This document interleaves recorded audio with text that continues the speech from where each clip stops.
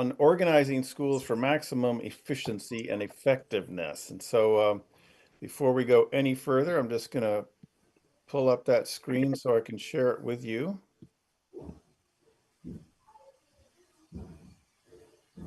I'm going to grab my presenter mode, which should work fine. Let me know if it doesn't, Kyle. So Christian School Management has as its mission statement, for Jesus through mission with students, and we are committed to all three. We're committed to glorifying the Lord in all that we do. We are passionately committed to staying focused on our mission, which is serving Jesus, serving schools, serving students. And we really do focus on students, on a child-centered approach. What is best for kids? At the end of the day, that really is the important question about everything we do in the school. Will this help kids? Is this the best thing we can do for kids?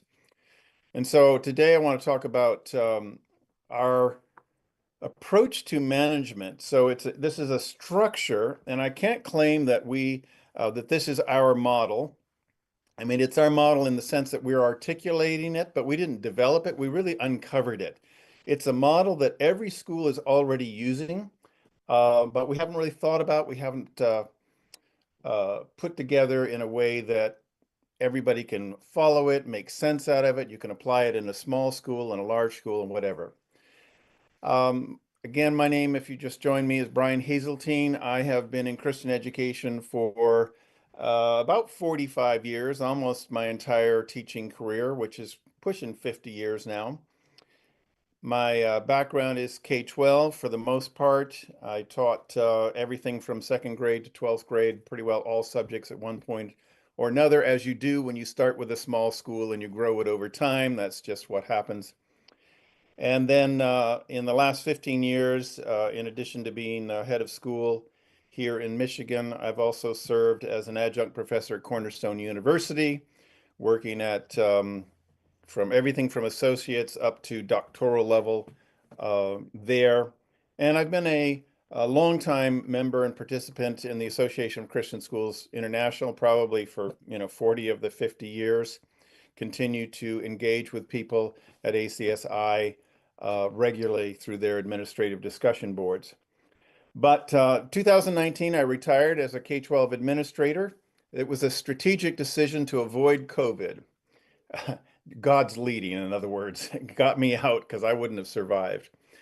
And very shortly, I linked up with Christian School Management, and I was just so drawn to the depth, the sophistication, and the quality of their work and the heart that they have for kids in Christian schools. So this is the tail end of my career. I'll continue to work with my three doctoral students until they finish. And if I get any more, probably continue to do that. But this is my primary focus now in retirement, is acting as a consultant with Christian School Management, because I think this stuff is absolutely transformative for Christian schools. So let's move it along. So there's lots and lots of books out there about leadership, and there's probably less about management, particularly when it comes to Christian schools. If you think about the difference between the two, leadership is that visionary. It's the inspiring people. It's getting the right people on the bus and determining the destination. But management is determining the route. So, okay, what's the best route to go there? Which bridges do we want to avoid? Which highways are we going to take? Do we want to have a toll road or not? And ensuring that it's the right kind of bus that we're on. You need the right number of seats, the right kind of seats, and the right mix of seats. So not this. So it's not with everybody in the same kind of size seat, everybody looking in the same direction. It might be like this, where you got the double-decker bus and you have the big vistas out there, and then other people maybe don't have quite as nice a view. Or maybe you go with this one, which looks like a lot of fun. You got some people down underneath where they're going to be sheltered from the rain, and you got other people up there enjoying the sun and all of that. Christian schools are complicated, and they're different from a typical school in the public sector in a number of ways, and we want to talk about that. So some preliminary ideas I want to share with you. One is, this is not particularly talking about the board. There's lots of books about the board, and we have books on that. But this is talking about the level down, from the head of school down through to all of the rest of the employees. So that's the level we're looking at. But the board does have input and is connected through its committees. Okay, we'll talk about that later. All schools, as I said, small, medium-sized, large, are going to have the three teams that we're going to talk about in our model, but we're going to focus more on the advancement team. That's typically what it's referred to because it's the least understood. And we're also going to give enough detail for the largest schools to see, oh, this is how it might look in our school. This is how we could organize our people to be most effective. Smaller schools, it's easier just to delete out the people that you know you can't afford to hire at this point or the levels of organization that you don't have, rather than people trying to imagine what it might look. So we're going to present ideas primarily from the large school perspective, and smaller schools can see this is where we need to go to. This is what we're headed towards. If you have questions as we move along, feel free to put them in the chat. Jerry will call it to my attention whenever it seems appropriate. I'm pretty flexible about getting interrupted. So we have some terminology that we use. The titles are important, but roles obviously are more important. Nevertheless, we do have some distinctive titles that we refer to. Directors and principals hire and fire. They're under the head of school. Head of school is the CEO, top person at the pinnacle of organization, reports directly to the board. It's the only employee of the board. But underneath the principal and reporting, sorry, to the head of school, reporting to the head of school are directors and principals. And those are titles we use for people who can hire and fire.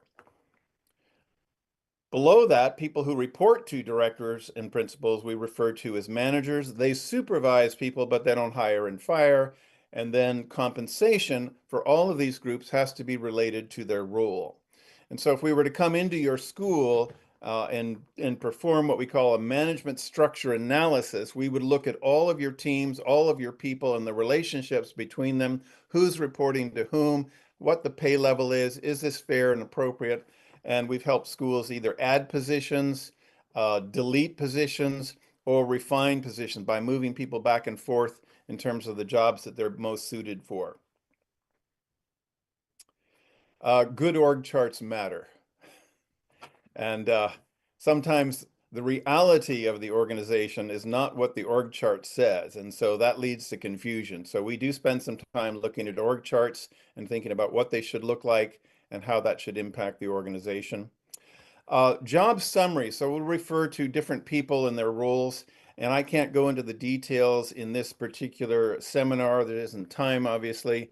But CSM has job descriptions for all of these things: family relations manager, annual fund manager, database manager, philanthropy director. All of these positions, I shouldn't say all of them, but I think most of them have job descriptions available on our website. And so you can find those there. All right, so some background stuff there. So here are the teams. And again, because we are mission focused, that's how we interpret these. The academic team, well, everybody's familiar with mission delivery. That's the principals and the teachers and the support staff that are making things happen with kids. They spend their day with kids, ministering to kids, teaching kids, encouraging kids, inspiring kids, correcting kids, discipling kids. That's mission delivery. And there's mission protection, and that's the business team. They're responsible to make sure that the bills get paid, that the lights stay on, that the utilities are covered, the insurance is up to date, the legal ramifications for ethical duties of teachers and board members. All of that stuff is carefully provided for so that the school is not at risk. They look at the budget, they manage the forecasting for the future and ensuring that the funds will be there for the school to move into the future, and the funds are there to pay teachers for the current year. We've worked with schools in a number of cases where there wasn't money to finish the year. And so again, that's a failure on the business team's plate as well as the board, obviously. And then finally, the advancement team, or sometimes it's the development team, we refer to it as the mission expansion team. So you've got mission delivery, mission protection, and mission expansion. We're going to spend a little bit more time on this team as we talk about it because it's more complicated, it's more sophisticated, it has direct connections with the board. The business team does as well, but the advancement team is probably least understood. Principals come into their roles as head of school without a really good understanding of advancement. They may have a master's degree um, in education. They typically understand instructional delivery, curriculum, hiring, personnel management, that kind of thing. They probably have a course in a master's program that covers finance and accounting, but typically not a lot in terms of mission expansion and philanthropy. We prefer philanthropy over fundraising, just as a terminology. All right, this is what it looks like in terms of your basic org chart. Again, you don't see the board here at this point. They will come in later, but the board hires the head. The head, we encourage one of the first hires is to get an executive assistant once you get into that 100 to 200 student range. Sometimes when a head of school is, well, you need somebody anyway, whether you call them executive assistant or not. Obviously, you need people working with you. But those are the three teams: mission delivery, mission protection, mission expansion. And every school has these, even though they don't refer to them as such, and even though they don't necessarily think of it this way, they're operating. They're all there, but we haven't necessarily thought it through what they look like. Okay, so small schools, the teams are going to look a little bit different because when you're young, when you're a school of 50 kids or 30, I think the smallest school I worked with was 30 children. And so when you have 30 children or 50 or under 100, then your board and your parent volunteers are going to be doing a lot of this work. I know our first bookkeeper was all volunteer, the fundraising was all volunteer, most of the maintenance was all volunteer. Everybody does whatever they have to do to keep the thing going. It's just the way it is. But as you grow, you're able to add some people. Of course, your principal and your teachers are hired. They are paid staff, but some of your teachers, and maybe all of your teachers, are part-time, depending on how many students you have. And they're responsible for managing the public relations. Principal does all the communication, all of that stuff. As you get into the middle size, then hopefully your principal now is a full-time administrator, doesn't have any teaching responsibilities, and so they can look after some of this advancement uh, requirements that they didn't have to before. Perhaps your bookkeeper is now paid part-time, hired. Perhaps you have a data management person that's part-time. You probably have a maintenance person, janitorial, and maybe you have somebody who is hired part-time in the area of philanthropy, and again, often referred to as development or advancement. So this is kind of how it moves along. Now, when you get to a larger school, of course, everything gets more complicated, more sophisticated. So you have full-time staff. You have a business manager, building and grounds manager, and janitors and custodians and maintenance people report to that person, a data manager, full-time, annual fund, marketing, and philanthropy director. All of these are positions that you might see in a larger school, especially when you get up to 1,000, 2,000 students, or 600 students for that matter. All right, but the teams are all there. So team one. So we're going to go through these team by team. Team one is the one we're most familiar with. That's your mission delivery. And they're responsible for teaching kids, obviously. They look after the spiritual and emotional growth, the curriculum and assessment programs of the school, all of your standardized testing, all of that happens. They are directly responsible for growing students in character and hopefully leading them to the Lord if they are not Christians at this point, and to a deeper commitment in their walk with Jesus. Your guidance program, focusing on careers and college, coaching, all of your athletic programs, all of these people are part of your Team One mission delivery. And the board connection is only through the head. And if you follow CSM's teaching about board committees, you know that one of the committees that I certainly never had as a head of school is a head stewardship committee. And this is a committee whose job is to take care of the head of school, to inspire, to encourage, to hold accountable, to make sure that the head has the resources, whether it's the finances they need to pay their own bills, the salary they need, the professional development that they need. This committee looks after them. And so the only connection with mission delivery from the board level is through the head of school. The board has nothing to say about the curriculum and assessment other than the broad vision for what kind of school you're going to be and the overall direction. But it's the head of school and the teachers who actually understand curriculum and assessment that choose the textbooks, the head of school or principals hire the teachers, all of that. So the board connection here is very, very light touch, really nothing directly, all through the head of school. Then team two, and again, every school has this team, even if they haven't defined it, and there are some positions which we need to talk about where do they go, but this team works on the budget. Obviously, the monies that come in, all of the donations, any special programs, planning out the budget for this year, where is the money going to go, working with the head of school in terms of the line items, how the money will be spent, all of the bookkeeping responsibilities, tuition has to be received, salaries have to be paid, utilities, gas for the bus, uniforms for the kids, all of that stuff goes through the mission protection team. Insurance, making sure that your building's going to be there tomorrow or it will be replaced if there's a fire, making sure that your data is secure.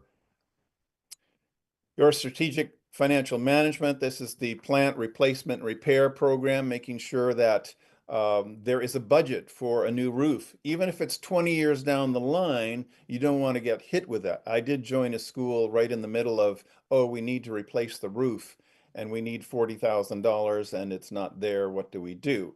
And so with strategic financial management, you're planning not just for this coming year, but for the next 10, 15, 20 years, thinking in terms of boiler replacement, roof replacement, all of that. Your HR, your policies regarding hiring and firing and discipline of staff, the contracts, completing those, making sure they are legal, that they are appropriate, that they match the mission of the school. Typical, any school that's from medium size on up will get an annual audit and ensuring legal compliance with the state and federal regulations regarding whether it's health and safety, those kinds of things.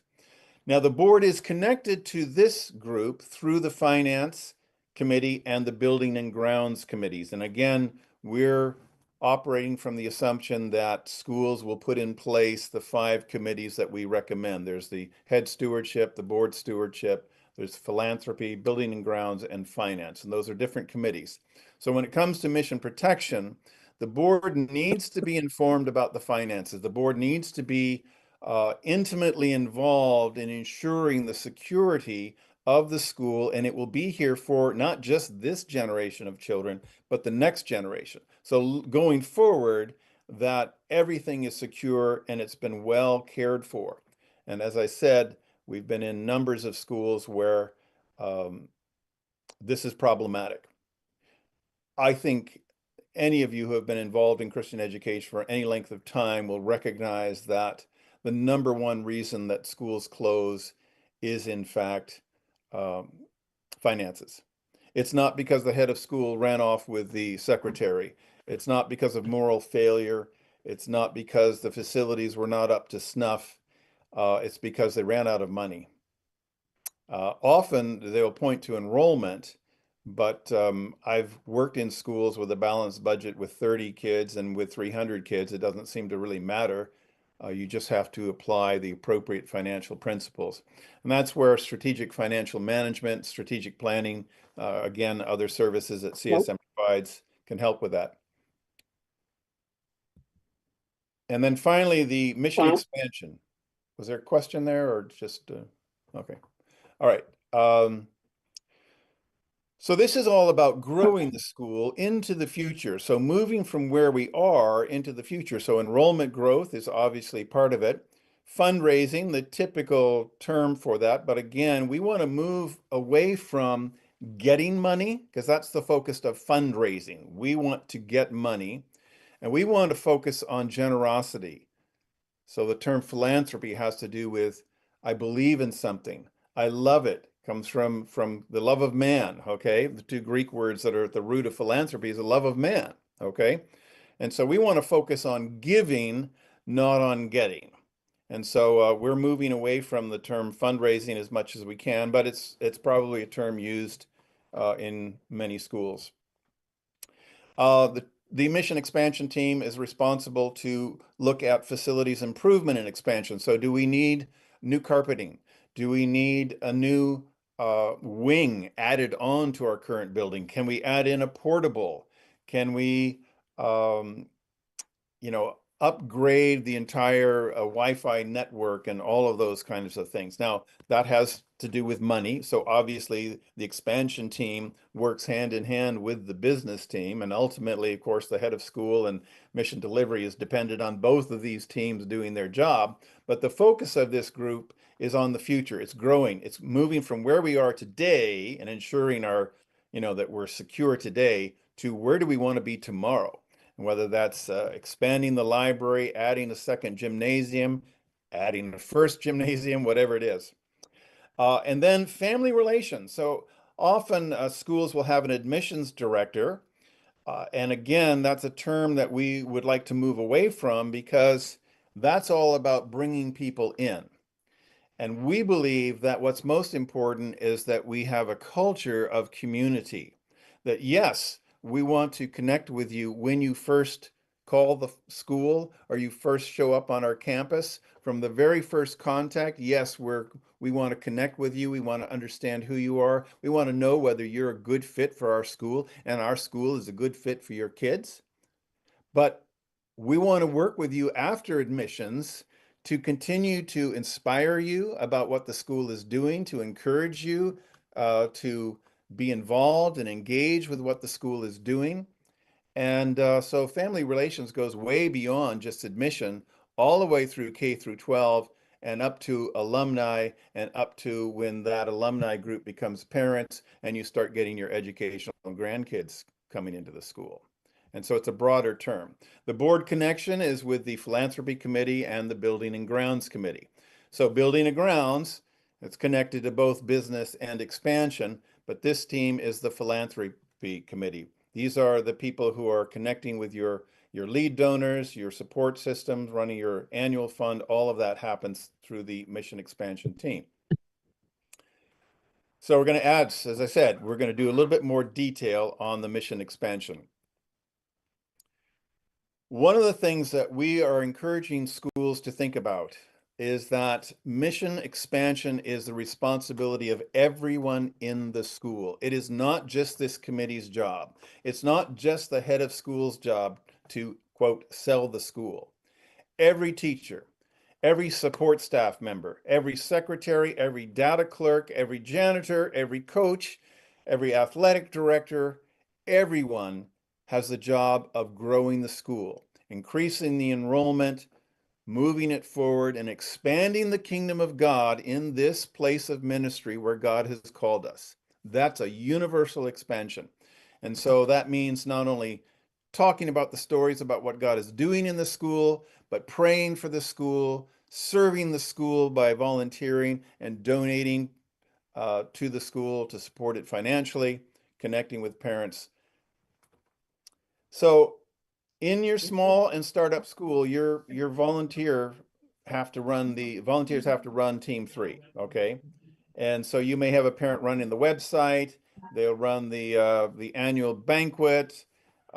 You can have volunteers helping the principal with enrollment paperwork, volunteer parent ambassadors who help prospective families take tours of the building. All of that is going to be probably volunteer, but the team is still there. And then, of course, in larger schools, professionals take over, not to do the job. This is important. So as you grow, yes, there are going to be professional people there involved in this work, but their job is to coordinate those parents who are volunteering, coordinate the people who are helping out, whether it's taking tours through. There's no reason why current parents can't be touring prospective parents. Current students can be touring prospective parents, as we know. But the professional's role is to coordinate that team, coordinate those volunteers, not simply to do the work. And again, that's a mistake that's often made. Oh, we finally have somebody hired to do this job. No, we have somebody hired to coordinate this job because it's getting to be a bigger and bigger job. There's more and more people we have to connect to. We had 100 people in our database. Now we have 2,000 people in our database. It's more complicated. And so it requires people who have specific training in that area to guide it, uh, move it forward. So some of the key roles, I've already talked about the first one, the family relations manager. So our preferred term over admissions director, a database manager, somebody who's going to keep track of engagement, donations, involvement, volunteers, all of those things that people are doing, providing reports to the head of school, providing reports to the philanthropy committee, to the business committee, and to the board about enrollment growth, about um, giving to the school and to the growth of the endowment fund if you have one, all of that stuff. Who's doing what? How can we use this data, this understanding of our community to connect better? Are there people in our community that aren't showing up? We never see them. How could we get them more engaged? What about our alumni? We tend to lose connection to alumni in K-12 schools. And so that's something we need to work on. Annual fund manager. So this is the person who's responsible to oversee the overall fundraising slash philanthropy slash development, the giving side every year. And so in our view, the annual fund is not something that fills the gap between tuition doesn't cover the cost of education. And so we have to fill the gap. What we're saying is that no, tuition covers the cost of education. The annual fund is to develop relations with people who are committed to the school for the long term, have a vision for its future. And so these can be funds that are provided for improvements, a new program, upgraded technology, building expansion, addition of, another a special needs teacher or that kind of thing. And then your advancement philanthropy director, that person is overseeing all of these people. And there can be several underneath these. There could be, in addition to the database manager, there may be a database clerk. All depends on the size of your school. So this is what this looks like here. We looked at the mission delivery. The mission protection is connected to the board through these committees. So you have your head, you have mission delivery, which has no formal connection with the board. Mission protection is connected by the finance committee. They have to be deeply involved in your finances and how you're doing, making sure there's enough money there. And the building and grounds committee, because there's always stuff to go do with the building. Mission expansion, looking to the future, that is the philanthropy committee. So the board members and other parent volunteers who serve on that committee, because these committees should not be made up of just board members. They would have one board member as a liaison, but then parent volunteers would be serving. And then the mission expansion would also be connected to the building and grounds committee. So that's how that looks. So going down into, we're going to drill down a little bit further now, mission delivery, and this again is going to be fairly familiar to you. In a larger school, you've got your head, you probably have a couple of principals and an athletic director. That would be in a medium-sized school, you would have probably all of those. And again, you just add numbers of people here along this level. So it could be a director, of another program, another could be a hybrid program, a homeschooling program. They might have a principal of their own. So depending on your size, but I want to give enough detail so that you can see what this would look like in a larger school. And of course, in a smaller school, you might just have one person here who's the principal, or you might not have any people in that green tier. It might just be the head of school who looks after the the people down here, teachers, coaches, what have you. But assuming a larger school, then you might have an assistant principal, teachers, assistant principal, assistant athletic director, all of that. So this is what that would look like in mission delivery. That's the most familiar to us. Most people are pretty comfortable with that. And the second one, mission protection, this is your business operation. So head of school here. And then again, keyed in here, working with the head, working with these other people, you have your finance and operations, your building and grounds. I should change the word there. So business manager, human resources, IT manager, facilities manager, all of these people here are part of the mission protection. And then you might have a finance clerk, an IT assistant, facilities assistant. All of those people are working with mission protection. And so even if you are a small school with none of these layers, as you are hiring people, as you're bringing people on board, you want to have these three teams in your mind. You want to have that understanding of this is what we're growing into, that we're going to be moving forward as enrollment increases. And as we add people, these roles are going to morph. And maybe somebody who's doing two jobs or three jobs initially, um, and you're now ready to hire them half-time or maybe full-time, they have to make some decisions to cut out some of the work. Maybe they go from three positions, three roles down to two, and eventually from two down to one. And who are they working with? Are they working and directly reporting to a principal, or are they reporting to the business manager? Who does the secretary work through for? Where's the primary responsibility? So part of this gets into who's reporting to whom. And then your mission expansion, vitally important, less complicated, less people. Remember, your mission delivery is always going to be your biggest organization. It's working with all of your children, and so of course it's going to have more staff involved. But these other teams are vitally important. So again, your philanthropy director, your philanthropy and building and grounds committee of the board. So this again would be a larger school. You've hired a director because you have in place your annual fund manager, your database manager, family relations, and this person may have an admissions assistant and a marketing assistant working with them in terms of telling the school's story to the current families and to the prospective families. Now remember that when it comes to philanthropy, the biggest single group of donors are your current parents. That has always been true, likely always will be true. And so connecting with your current parents is vitally important. And that's the role of the mission expansion team, particularly. This is an actual org chart that we came across in one of our consultations with the school. They had contracted for us to do a management structure analysis. And so one of the things we do is we come in to look at what is currently. And this person has, I think, 10 or 11 direct reports to them, and it's just too many. And so we say that the head of school should have no more than 7.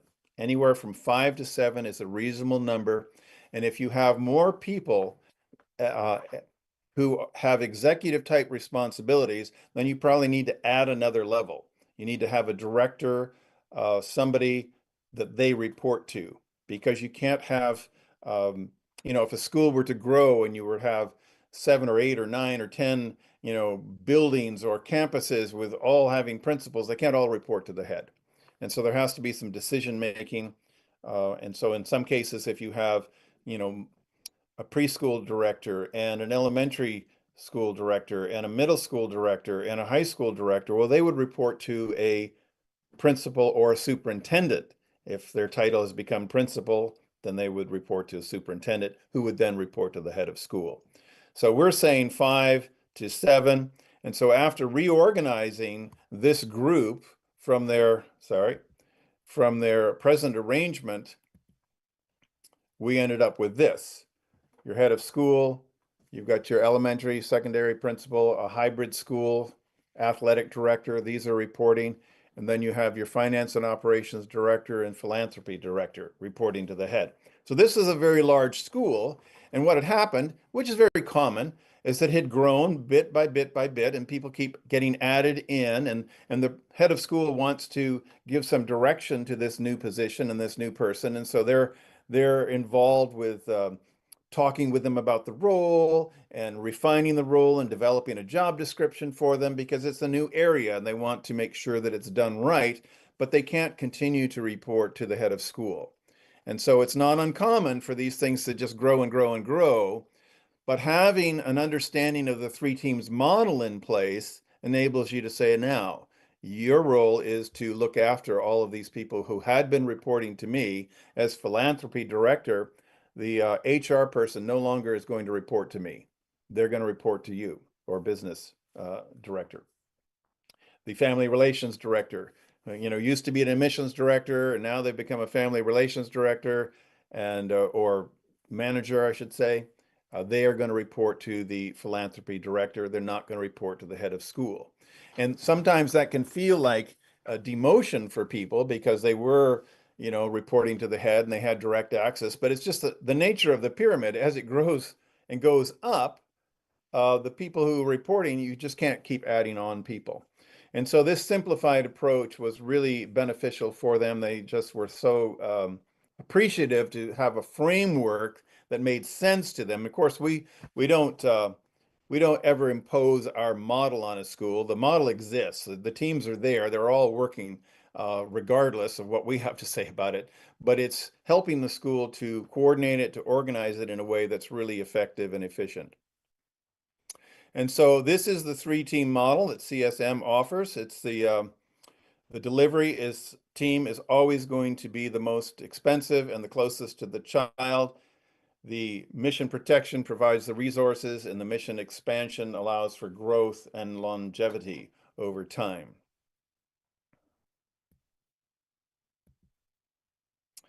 The three-team model, as I said, we didn't create it. It's there. It really formalizes the reality that everybody faces in their schools, but it does enable us to become efficient and effective. And it makes sure that you are aligning your resources with your mission and objectives. What is it you want to accomplish? Making sure you have the best people in the right place, reporting to the appropriate person, compensated appropriately. And that's, again, part of what we would do in a management structure analysis is to talk about what levels of compensation, what is the level of responsibility that this person has compared to this person, making sure the titles match up so that it feels appropriate. People can say, okay, well, I'm not hiring and firing. That's a whole new level of responsibility compared to managing and supervising. We have those available to you. And really what this does is it frees up the head of school to do what the head of school is called to do, which is to provide that vision, the inspiration, the motivation, the direction, the overall direction for the school, working hand in hand with the board and with that leadership team from these three teams. Whoever is in a director or principal role, they become your leadership team, and the head of school is the head of that group. So just before we go, and I'll take any questions, but I want to mention some of the things that Christian School Management provides. If you're not a member, it's less than $10 a month to get the weekly newsletter, and some of those newsletters are worth literally hundreds, if not thousands of dollars if you follow the advice there. There's a library of hundreds of articles that are available, 350 articles now. And then discount pricing for all of the services that we offer. We now have 3 really good surveys out there, and I've put an asterisk by that. That happens to be something that I work with. So if you take the surveys and you want somebody to work with you in terms of interpreting the data, what it means, what it doesn't mean, and how to respond to it, then that would be my role coming alongside the school. Strategic planning and strategic financial management, that is kind of the heart of what we do. And that would involve a week-long consult with you with 2 of our consultants on site for a week. It's pretty powerful and it can be life-changing for a school. Enrollment, retention, management structure analysis, that's what we are focusing on today, but a lot of other services that we have that are hugely valuable to schools. I've been so blessed to be a part of CSM because they are teaching some of the things that I've always believed about education, and they're putting it into practice, and enables me to help schools do that. We have the largest group of books on Christian school leadership of any publisher in the world, and so we're just coming out with a 3rd edition of the Christian School Handbook, which is on the trustee board. One that I'm just came out very recently is Christian School Philanthropy, and I'm working my way through that. I've read, I think, all of those, or almost all of those books over the years. And this is really powerful. Again, what it's teaching about philanthropy can make a huge difference in your school. I'm putting this into the recording so that if you use the recording and you go back to your schools, this could be something you could do as a leadership team. So, what major divisions does your school currently have? Perhaps you have a homeschooling division, perhaps you have a hybrid school, elementary, middle school. What does it look like now? And how might you change the structure of that if all of those people are currently reporting to the head? How could you redesign that? What positions do you currently have that might actually be superfluous? And what positions do you need to add? And then there's a hot link there. Probably won't work on your recording, but if you want to join, it's yes, less than $10 a month. And that would be money well spent. I encourage all of my colleagues that I run into say, hey, you need to get this because I've been doing this for 50 years almost in Christian education, and it still expands my mind. Things that I think, okay, I've never thought of that before. So, yay, God. And that is the seminar. And if there are any questions, I'm happy to respond to them now before we go. Did you see anything in the chat, Jerry? Or No, there's no questions in the chat. okay.